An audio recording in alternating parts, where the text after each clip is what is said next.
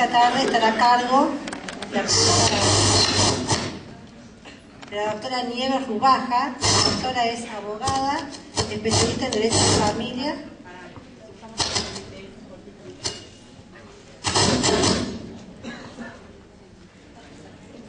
¿Ahí? ¿Se escucha bien? La doctora Nieves Rubaja es abogada y especialista en Derecho de Familia de la Facultad de Derecho de Buenos Aires, doctorada en la Universidad de Buenos Aires en el área de Derecho Internacional Privado e integrante de diversos proyectos de investigación UBASIT. Es adjunta interina a cargo de los cursos Los procesos de familia en Derecho Internacional Privado y Restitución Internacional de Menores.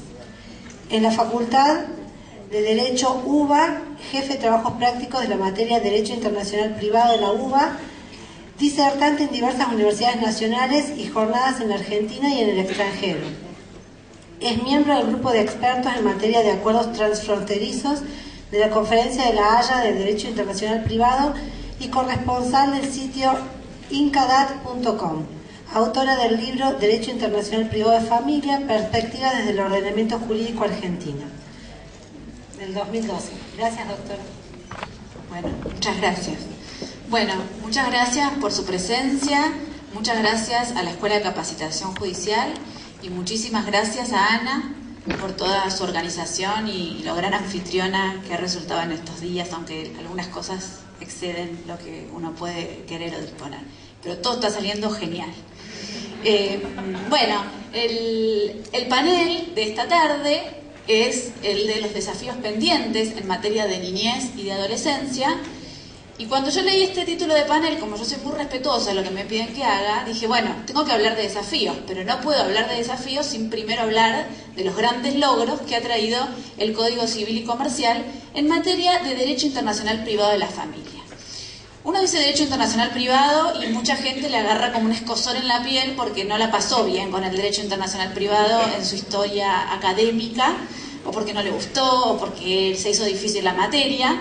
Pero bueno, la realidad es que como el resto del Código Civil, el capítulo o el libro del Derecho Internacional Privado también está redactado de una manera que resulte accesible, que el juez, que probablemente no sea especialista en Derecho Internacional Privado, el abogado, el operador de derecho, pueda leer estas directivas y las pueda comprender. Así que yo les invito a que incursionemos un poco en esta parte del Código Civil y Comercial con una predisposición a ver si satisface estas cuestiones que yo ahora estoy mencionando. Vamos a hablar de las novedades del Código Civil y Comercial, y la realidad es que la materia del Derecho Internacional Privado era una materia que tenía con la cual se tenía una gran deuda. ¿Por qué? Porque había muchas cuestiones que no estaban reguladas, y sobre todo en materia de familia. Como en este ratito que dura esta charla no podemos profundizar en todo, yo elegí tomar el eje de la garantía de acceso a la justicia y mostrarles de qué manera este libro de Derecho Internacional Privado, y sobre todo en la parte de Derecho de Familia, garantiza el acceso a la justicia. Cómo el legislador tuvo en miras concretar este derecho, en lo que es los logros. Y después, en una segunda parte de esta charla, vamos a hablar concretamente de los desafíos en materia de restitución internacional de niñas, ¿sí? Entonces, tenemos un mundo con muchas relaciones comerciales, y en estas relaciones comerciales muchos de ustedes conocerán gente que viaja al exterior por motivos de estudio o de trabajo, y el amor está en todo el mundo. Entonces tal vez conocen a alguien y con ese alguien deciden entablar una relación, y probablemente fruto de esta relación nazcan hijos, pero resulta que estas dos personas probablemente vengan una de cada país con su bagaje cultural y de tradiciones, y se crea esta familia que vamos a llamar familia internacional. Y esta familia internacional va a tener también estos desafíos que tiene el derecho de familia de fondo, pero a todas estas dificultades les vamos a agregar la internacionalidad, y que no es poca cosa, porque además nos va a llevar a razonar estos conflictos con otro tipo de razonamiento que no es los que razonamos en el derecho de fondo. Así que descansemos un rato del divorcio y propongamos este razonamiento por un ratito. Por ejemplo, tenemos aquí, yo elegí los niños del mundo. Imaginemos que una señora se va de vacaciones a México. Conoce a un mexicano, le encanta el mexicano, y resulta que vuelve a la Argentina y está embarazada del mexicano. Y el mexicano fue, porque era de la vacación. Y entonces la mujer tiene al hijo. el hijo tiene derecho a que su filiación paterna sea reconocida. Pero ¿qué pasa? El niño vive en Argentina, el demandado vive en México. ¿Tiene que ir el niño a litigar a México para tener un padre? ¿No es un derecho humano fundamental el reconocimiento de la filiación y la estabilidad de los vínculos? Y si yo defino quién es el juez que va a resolver esta cuestión, tengo que definir qué derecho va a aplicar ese juez. ¿Va a aplicar el argentino? ¿Va a aplicar el mexicano? ¿Cuál voy a elegir? ¿El que sea más favorable al reconocimiento de la filiación? ¿El que garantice mejor los derechos del demandado que está en México? Si, por ejemplo, tengo otro niño en otro lugar del mundo, que nace en un lugar en donde se le reconoce la doble paternidad masculina o femenina, y por una cuestión de trabajo, esta pareja decide mudar su domicilio. Ese hijo de este matrimonio igualitario, pareja convivencial igualitaria, ¿por qué tiene que ponerse en juicio su estado civil, su estado de familia, si pasa las fronteras del país? ¿Es hijo en un estado y no es hijo en otro? ¿De quién va a ser hijo del otro estado? ¿Quién elige en el otro estado de quién es hijo? ¿Qué pautas toma el ordenamiento jurídico de ese otro estado para decidir qué efectos le va a reconocer a esa doble paternidad? Y así podemos seguir. Si tenemos una triple filiación, en la provincia de Buenos Aires tenemos. ¿Qué pasa si esta familia se va a vivir a Alemania? Y en Alemania el niño le reclama alimentos a dos de los otros padres que tiene. ¿Qué derecho va a aplicar el juez alemán? Y podemos pasar también así al tema de la responsabilidad parental. Un niño tiene un padre que vive en un país y una madre o otro padre que vive en otro país. Esto es una situación muy común hoy en día. Y se quiere ir de vacaciones o quiere pedirle alimentos. ¿Qué juez va a entender en los alimentos? ¿Qué derecho va a aplicar ese juez? ¿Qué pasa cuando yo quiera demandar a un demandado en el extranjero por alimentos y lo tenga que notificar? ¿Qué pasa si quiero trabar un embargo sobre el sueldo de ese señor en el extranjero?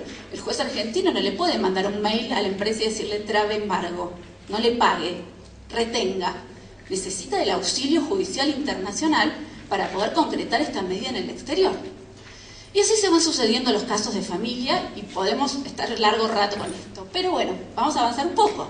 ¿Cómo protegemos los derechos de los niños? ¿Cómo protegemos que estos derechos, por más que los niños circulen por el mundo y que tengan la mamá en un país y el papá en otro, o sus dos mamás, o sus dos papás, o el tipo de familia que tengan? ¿Cómo hacemos para que sus derechos gocen de esa estabilidad a pesar de que pasen los límites de las fronteras estatales? La respuesta está en el derecho internacional privado, ¿sí? Y esto nos lleva a hablar de vuelta del tema del acceso a la justicia y de este derecho humano. Este derecho humano, que es el acceso a la justicia, exige de los estados una conducta, que es adopten legislación, regulen para garantizar el acceso a la justicia. ¿Cómo cumple la Argentina con esta obligación internacional? Sanciona un nuevo Código Civil y Comercial, en el cual garantiza el acceso a la justicia, como vamos a ver a continuación. Y todos sabemos bien que el acceso a la justicia no es poder ir a tribunales y que un juez se declare competente. Necesitamos que el juez se declare competente, que se siga adelante el proceso y que se traben las medidas que sean necesarias para asegurar la sentencia que se obtenga. Y también necesitamos una tutela judicial efectiva, efectividad de la sentencia. Tener una sentencia hermosa en la Argentina que no vale en el país que yo la quiero ejecutar no me sirve de mucho. Entonces vamos a ver en esta primera parte cómo el Código Civil trabaja estos 4 lineamientos. Entonces vamos a enfocar en estas 2 formas. Si hablamos de los logros en materia de familia y de niñez específicamente, el nuevo Código Civil colma todas estas lagunas. Ustedes saben que en Derecho Internacional Privado, cuando uno le llega al estudio, a la Defensoría o al juzgado, en caso de Derecho Internacional Privado, lo primero que hace es ver si hay una fuente internacional aplicable. ¿Por qué? Porque nuestra Constitución nos ordena, en primer lugar, busca un marco normativo internacional. Si encuentro un tratado que se aplique al caso, lo aplico. Pero si no, tengo que aplicar el Código Civil. No tenemos muchos tratados en estas materias. Entonces corresponde aplicar la fuente interna. No teníamos regulación para tema de alimentos, ni de filiación, ni de ningunos otros de los que pongo aquí a nivel interno, ¿sí? Para algunos había convenciones internacionales, pero el Código Civil no se refería a ninguna de estas figuras. Laguna total en materia de familia. El Código trae reglas en materia de jurisdicción, trae normas en materia de derecho aplicable para todas estas categorías de cooperación internacional, y vamos a ver un poco cómo es esta figura de la inserción de algunos vínculos del extranjero en nuestro país. Entonces, si tomamos esa primera línea, acceder a los tribunales en condiciones de igualdad. No importa si soy extranjero y tengo que litigar en la Argentina, porque en la Argentina está mi hijo. Yo necesito tener un acceso a la justicia. El libro de Derecho Internacional Privado, en el Código Civil y Comercial, está dividido en 3 fases. Una primera fase que se refiere a disposiciones generales, una segunda fase que se refiere, un segundo capítulo que se refiere a las normas de jurisdicción, y un tercer capítulo que se refiere a la parte especial. En general, en materia de jurisdicción, vamos a mencionar que en el artículo 2608 se habilita el foro del demandado. Es decir, si yo quiero entablar una demanda en un país, tengo que ver si ese juez se va a declarar competente o no. Si yo soy el juez, tengo que buscar en mi código por qué artículo, cuál es la directiva que me da el legislador para poder declararme competente. Y el legislador en este caso, ¿qué dijo? Dijo, en todos los casos que no esté prohibido en lo que vamos a decir de aquí en adelante, siempre el juez del domicilio del demandado es competente. O sea, que si yo en alimentos tuviera, por ejemplo, 2 jueces competentes, le agrego si es que no se previera. Siempre el juez de donde se encuentra el demandado resulta competente a los ojos del legislador argentino. Y si yo como juez argentino, el demandado se domicilia en la Argentina, en principio siempre voy a ser competente. Y como segunda figura de esta parte general, me gustaría mencionar el foro de necesidad. El foro de necesidad es una figura del derecho internacional privado que ya estaba captado por nuestra jurisprudencia. No nace con el Código Civil. El primer caso, para los que se acuerden de que hayan cursado Derecho Internacional Privado, el famoso caso Blasov. No sé si recuerdan ese demandado nómade que tenía una empresa naviera y iba mudando su domicilio para que nunca la mujer lo pudiera notificar de la demanda de divorcio y nunca divorciarse. Entonces la Corte Suprema de Justicia, ¿qué dijo? Bueno, no, acá en este caso va a haber una denegación internacional de justicia si no consideramos que hay un juez competente, sin perjuicio que el demandado se pase el tiempo mudándose. Entonces esta doctrina se recoge y el foro de necesidad dice, señor juez, aunque en su Código Civil no haya ningún artículo que diga que usted es competente, si en ese caso concreto puede haber una denegación internacional de justicia porque esta persona no tenga dónde ir a plantear su demanda, ¿qué sucede? Puede declararse competente y le pone los siguientes requisitos. Que no sea razonable exigir la demanda en el exterior, que el demandado se pueda defender y que el caso sea próximo a la Argentina. Tampoco nos vamos a declarar competente para entender en cualquier caso de cualquier materia que no nos competa. Pero es una fuente muy importante porque, por ejemplo, para materias que no fueron excluidas, como puede ser la filiación de gestación por sustitución al extranjero, lo que fuera, esta es una posibilidad para el juez tener una herramienta más para declararse competente. Si pasamos entonces concretamente a las figuras de familia, no voy a profundizar en las siguientes jurisdicciones o en los siguientes foros, que vamos a ver que el legislador es muy abierto en esto. Quiere que se acceda a la justicia, quiere que el actor encuentre un juez que escuche su petición. Entonces es más que nada lo que voy a proyectar ahora de modo ilustrativo. Si hablamos de alimentos respecto de niños, miren la cantidad de jueces en las que el actor puede elegir interponer su demanda. Y en todos estos casos, a un juez que se le presente una demanda, deberá declararse competente. Tenemos incluso el foro del patrimonio. ¿Qué quiere decir el foro del patrimonio? Que si, por ejemplo, hay una pareja que vive en el Uruguay y su hijo está en el Uruguay y la señora sabe que la única propiedad que tiene su marido es un departamento en Buenos Aires y quiere plantear una demanda de alimentos, puede venir y plantearla en la Argentina. ¿Por qué? Porque hay un bien y es donde se va a ejecutar esa sentencia. Entonces, cuando se habilita esta posibilidad del foro del patrimonio, se exige razonabilidad, ¿sí? Hay un caso famoso inglés que un señor se fue a esquiar y cuando entraron al hotel a ver si era o no el lugar donde él vivía, tenía una campera colgada en el perchero y consideraron que era el foro del patrimonio. No, digamos, tiene que ser un contacto razonable y un contacto que resulte justo para fijar o para poder ejecutar después la sentencia. En materia de filiación, tenemos contemplada la filiación por naturaleza y por técnicas de reproducción humana asistidas.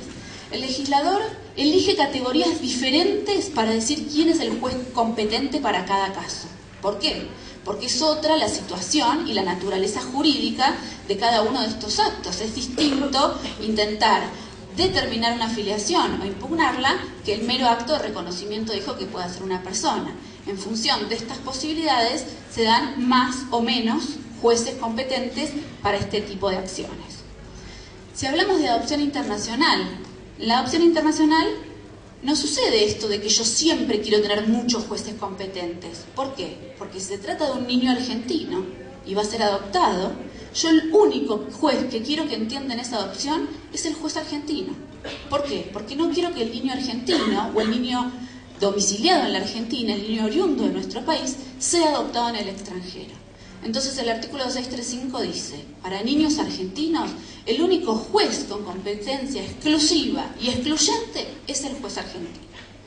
Sin embargo, como se admite que adopciones internacionales otorgadas en el extranjero se inserten en nuestro ordenamiento jurídico, el legislador dice, sin embargo, si lo que se va a pedir es la revocación o la anulación de una adopción internacional, yo no quiero que haya un solo juez competente. Yo quiero que si detectamos un ilícito, haya un juez competente para derribar esa adopción.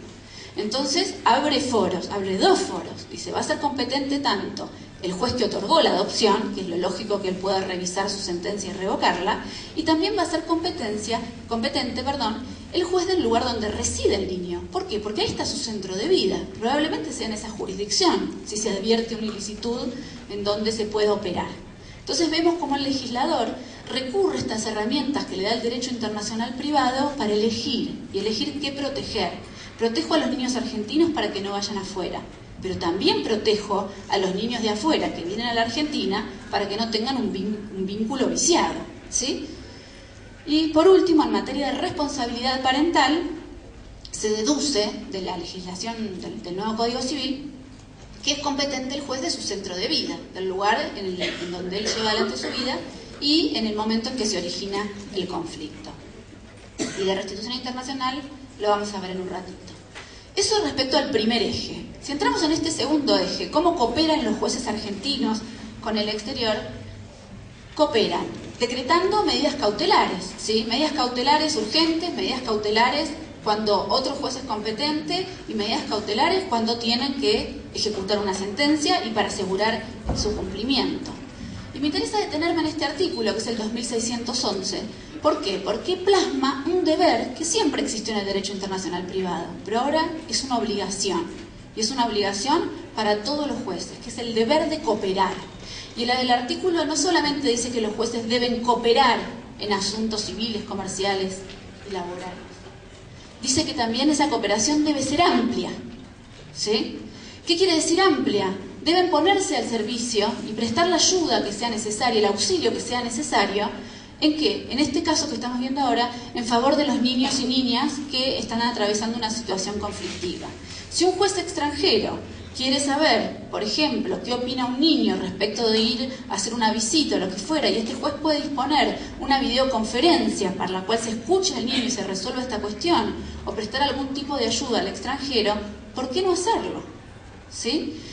¿Prestar cooperación para qué? Para que si un argentino quiere adoptar en el extranjero y tiene que necesita de un informe de idoneidad, que acredite su idoneidad, y para demostrar al extranjero que es apto para ser padre, que no le den el niño a cualquier padre, que se lo den a uno que es apto.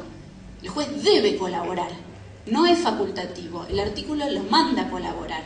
Si un juez extranjero le pide, señor juez, haga un seguimiento de la adopción y mándeme, por ejemplo, en Haití hay una nueva ley de adopción internacional, que exige que creo que por casi 6 o 8 años el juez del lugar donde va a residir el niño le manda un informe anual de cómo está el niño en el nuevo país. Si el niño viene a la Argentina, yo no le puedo decir al juez haitiano, ahora es mi jurisdicción, el nene tiene su residencia habitual en la Argentina, no voy a cooperar con el seguimiento. ¿Por qué? Porque el 2611 me ordena cooperar. Por supuesto que hay un límite del orden público internacional, pero hay un deber muy firme y una orden del legislador que eligió al juez que indicarle cooperar. Y dentro de esta cooperación jurisdiccional, lo que me interesa profundizar por último, y que me parece una herramienta muy importante, es el tema de las comunicaciones entre los jueces. La comunicación entre los jueces, en general, y hasta ahora la que todos conocemos, es por exhorto. Un juez hace un exhorto, se lo envía al otro juez y el otro juez le contesta. ¿sí? Imaginemos que yo necesito saber algo urgente de la otra jurisdicción.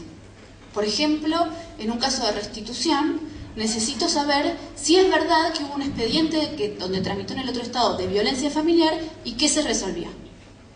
O no, o tal vez no es una restitución, es una cuestión de una nueva residencia en donde tengo que contar con este tipo de información. Si yo le mando un exhorto al juez del otro país, me tengo que sentar, redactar el exhorto, firmarlo, llevarlo a la Cancillería y legalizarlo o mandarlo por autoridad central, que el otro juez llegue, me responda y haga todo el camino de vuelta y tal vez a mí me quede alguna duda. Entonces le mando otro exhorto para decirle, ¿sabes qué? No entendí, ¿qué quiere decir en tu derecho tal cosa? En cambio, en la Cámara, en senadores, cuando estuvo en senadores el proyecto, se agregó la posibilidad y la facultad de que los jueces empleen las comunicaciones judiciales directas. Es una facultad que la ley se los permite. ¿Qué quiere decir esto? Que el juez puede levantar el teléfono o hacer una videoconferencia y hablar con el juez del otro país. Mira, ahora viven acá, ellos dicen que tienen una historia violenta, esto es cierto, no es cierto, ¿qué pasó? ¿Cómo entendiste vos la causa? O por ejemplo, como vamos a ver a continuación en los casos de restitución, yo tengo que restituir el niño a tu país, le dice un juez a otro o a su país. ¿Cómo son las condiciones de protección de los niños? Si yo no estoy seguro, no estoy acabadamente seguro de que hubo violencia o no hubo violencia, o si hubo un grave riesgo, la verdad es que en el expediente no se probó, pero yo no estoy tranquilo. ¿Cómo son las medidas de protección? La realidad es que esto ya se hacía de antes. En una oportunidad a mí me pidieron de Cancillería ir, por ejemplo, a una videoconferencia con una niña argentina que había sido desplazada a Canadá y me pidieron que por una videoconferencia contara cómo era el sistema de protección argentina para que el juez canadiense supiera. Imagínense si esta información se pide por exhorto y si a uno encima le queda alguna duda. Entonces esta es una herramienta que hay que usarla, que no hay que tener miedo. Yo sé que muchas veces los jueces son celosos y muy cuidadosos de sus casos y no les gusta comentar los hechos de su caso y las cuestiones que tienen que decidir. Pero tal vez en esta herramienta hay una posibilidad de dar una solución rápida al caso. Y en materia de niñez, la rapidez es fundamental, porque para lo que un adulto son 2 o 3 años, para un niño, tal vez imagínense algún niño que tengan que conozcan, cómo cambian de los 3 a los 6 años. No es lo mismo. Entonces, esto garantiza efectivamente el acceso a la justicia. Y pasamos a la última parte de esta primera parte de la presentación, que es el reconocimiento y ejecución de sentencias. Bueno, se encimó, pero yo se los cuento. En la parte de arriba dice, el Código Civil y Comercial no contiene normas en materia de reconocimiento y ejecución de sentencias. ¿Por qué? Porque se consideró que el reconocimiento y ejecución de sentencias es un tema procesal, es un tema que hacen las provincias y por lo tanto las provincias no han delegado esta facultad en el Gobierno Nacional ni en el Congreso de la Nación y por el tipo de organización de nuestro país corresponde regularlo en los códigos provinciales y en el Código de la Nación en el artículo 517. O sea, el Código lamentablemente no tiene un sistema de reconocimiento y ejecución de sentencias. En materia de familia, la verdad, aplicar el artículo 517, que es el mismo para un contrato, para un tema laboral, para un tema administrativo, a veces resulta injusto, porque yo no quiero saber lo mismo cuando reviso una sentencia de familia para ver si puede desplegar o no efectos en mi país, que cuando reviso una sentencia, por ejemplo, de una adopción internacional. Yo no quiero ver si formalmente esa sentencia es válida, si está traducida, autenticada. Yo quiero saber más. Yo quiero indagar si hay ilicitud en ese otorgamiento de la adopción. No quiero limitarme a ver los requisitos formales. Entonces, sin perjuicio de que no hay regulación en materia de reconocimiento y ejecución de sentencias, los legisladores han aprovechado la oportunidad y han echado mano a este recurso que se llama método de reconocimiento. El método de reconocimiento es una herramienta del derecho internacional privado que lo que hace es insertar una situación jurídica que ya se creó en el otro país. Yo ni la reconozco ni la ejecuto, la inserto. Así como existía ahí, ahora va a existir acá. ¿Por qué lo hago? Porque hay un derecho a la estabilidad de los vínculos familiares, tiene que haber una coherencia, uno no es hijo en un lugar y en el otro no.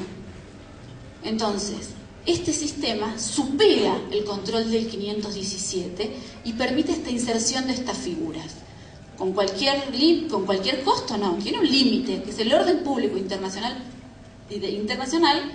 especialmente focalizado en el interés superior del niño. Y se toma este método de reconocimiento en estas tres figuras, ¿sí? Que ahora vamos a ver un poquito de qué se trata. Por ejemplo, tenemos el artículo 2634 que habla del reconocimiento del emplazamiento filial por naturaleza y por técnicas de reproducción humana asistida.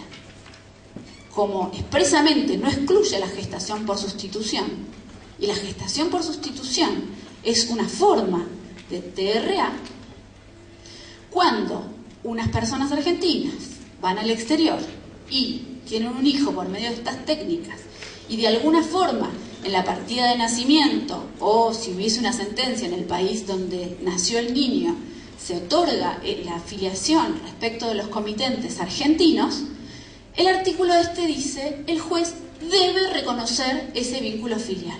Esa afiliación que existe en el otro país la inserto en el mío, ¿sí? No la someto al 517, no hago un juicio de filiación. Si había una afiliación afuera, hay una afiliación acá.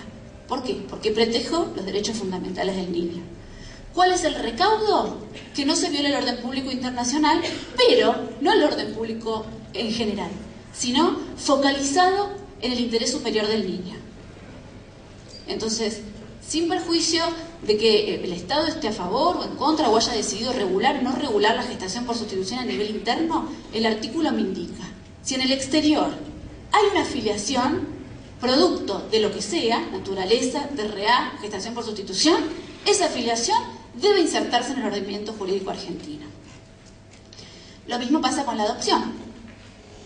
Se supera el artículo 517. No la voy a someter a toda esa cantidad de requisitos para la misma que para un reconocimiento de un incumplimiento contractual. El legislador eligió bien qué requisitos iba a poner para que la adopción otorgada en el extranjero se inserte en mi país. Por supuesto va a tener que reconocer los requisitos de autenticidad y legalidad, pero se fundó en dos recaudos, dijo. La sentencia que viene del extranjero la tuvo que haber dictado un juez competente. Y dice quiénes son los jueces competentes. Son competentes los jueces del domicilio del adoptado al tiempo de la adopción, es decir, el propio domicilio de quien va a ser adoptado, y también admite que sean competentes los jueces de los domicilios de los adoptantes si la sentencia es susceptible de reconocimiento en el domicilio del adoptado. O sea que el parámetro está fijado en el domicilio del adoptado. ¿Se entiende? Si no, lo puedo repetir. ¿Sí? Entonces, directamente me dice quiénes son los jueces competentes. La realidad es que se toman estas dos opciones porque son las que da la Convención de La Haya de 1993 en materia de adopción internacional. Nosotros no somos parte de esa convención, pero muchos argentinos que adoptan al extranjero lo hacen en aplicación de esa convención. Entonces, se puso en coherencia, ¿sí?, con esa fuente convencional para que esas adopciones que fueron legalmente constituidas en el extranjero desplieguen efectos en nuestro país. Y además, el otro requisito es que haga el interés superior del niño el reconocimiento de esa adopción. Y la última figura en donde se inserta o se contempla este método del reconocimiento es en el artículo 2640, en la segunda parte, que habla de otros institutos de protección de los niños, niñas y adolescentes, y se refiere a que deben reconocerse en la Argentina y deben desplegar efectos estos otros sistemas de protección que no sean los que conozca el derecho argentino si respetan los derechos fundamentales del niño. Y fundamentalmente, ¿a qué se refiere este artículo? Que no sea tutela, que no sea curatela. ¿Qué otra cosa puede ser? No sé si ustedes conocen la figura de la kafala del derecho musulmán. En el derecho musulmán, la adopción está prohibida, no existe. ¿Por qué? Porque para el derecho musulmán, lo peor que le puede pasar a una persona es cortar su vínculo biológico. Es como una cosa indigna. Digamos, su derecho a la identidad se protege asegurando que nunca se va a quebrar ese vínculo biológico. Entonces, existe una figura de protección, porque hay niños que nacen de madres que no están casadas, de madres en donde no hay un padre que esté a cargo de esa familia, o hijos extramatrimoniales. Como ellos no tienen esta figura y la protección de los niños siempre se da a partir del adulto de la familia, el adulto de la familia, un adulto vecino o lo que fuera alguien del lugar, se constituye en kafil, que tiene todas las obligaciones de la responsabilidad parental, pero no genera un vínculo filiatorio. Entonces, ¿por qué yo no puedo reconocer esto en la Argentina? ¿Por qué no puedo insertarlo? ¿Por qué tengo que obligar a este niño a que lo adopten y que quiebren ese principio que para él era fundamental? Si hace al interés superior de este niño tener una figura distinta de protección, que no es la de nuestro sistema, porque viene de una cultura distinta, este artículo permite esa inserción. Y bueno, con esto damos por finalizada esta primera parte de estos aportes o estos logros que trae el código en esta parte. Y ahora quiero marcar simplemente